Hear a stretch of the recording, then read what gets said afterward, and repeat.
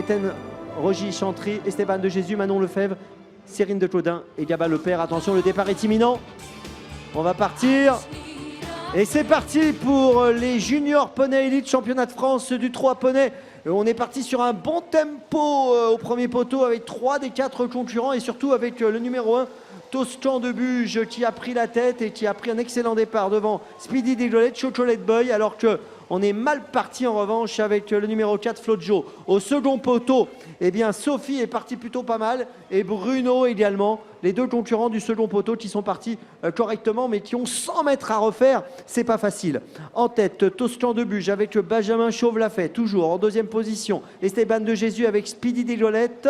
Oh là, au galop numéro 2, Chocolate Boy qui perd du terrain alors que derrière les deux chevaux des 100 mètres sont en train de revenir ensemble, c'est-à-dire Sophie et Bruno. Bruno est au galop, est-ce qu'il va être remis? Oui, il est remis. Pendant ce temps-là, en tête, que se passe-t-il? Eh bien, on a toujours Toscan de Buge avec Benjamin Chauve-Lafay. En deuxième position, Speedy Deglolette, toujours avec Esteban de Jésus. Derrière, on a Cérine de Claudin avec Bruno. Et nous avons Gamin Lepère avec Sophie. Ensuite, assez loin, on retrouve le numéro 2, Chocolate Boy. Et puis encore plus loin, le 2 a été disqualifié, on m'a dit.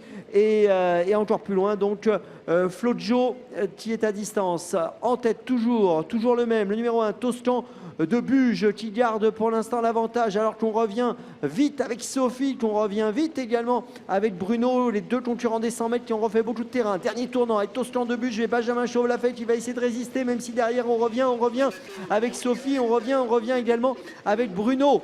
En tête, toujours Toscan de Buge pour aborder la mi-tournant alors qu'en deuxième position, Sophie refait mètre par mètre avec Bruno dans son sillage. Toscan de Buge qui va aborder bientôt la sortie du dernier tournant, va-t-il pouvoir résister à Sophie qui a refait énormément de terrain et qui arrive vite alors que Bruno essaie de revenir et est toujours en troisième position. Bientôt l'entrée de la ligne droite avec toujours Toscan de Buge et Benjamin Chauve-Lafay qui va être attaqué par Gabin Lepère et par Sophie alors que Bruno commence à revenir. Là, il est au galop! Au galop, Sophie est toujours en tête au Toscan de Buge qui va peut-être aller au bout. Attention, Sophie se relance avec Gabin Lepère. Toujours au Toscan de Buge et elle arrive, Sophie arrive très vite à la corde. Toscan de Buge, Sophie, Toscan de Buge, Sophie, Toscan de Buge, Sophie, Toscan de Buge, Sophie, Toscan de Buge qui a peut-être gardé quelque chose devant Sophie. La troisième place pour Bruno. Eh bien écoutez, il y a eu des rebondissements dans cette ligne droite.